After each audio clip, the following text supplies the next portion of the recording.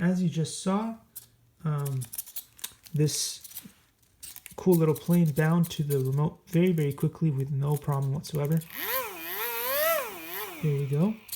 It is now, I think, in beginner's mode. If you switch it to a different mode, it probably will go faster. I don't know. Maybe, maybe not. I'm not sure. Anyway, I'm going to leave it in beginner's mode because that's probably what I'm going to be comfortable with. You can notice that the tail goes up and down here, and left and right is here. Left, right. And the left and right does a better job than what you get on some of the more expensive planes.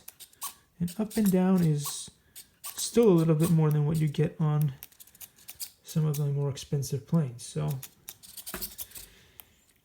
Hobby Zone. Anyway, thanks for watching, guys. In the next video, I will attach the landing gear as I was explaining. It's nice that this will hopefully fly better. We'll see. Thanks for watching.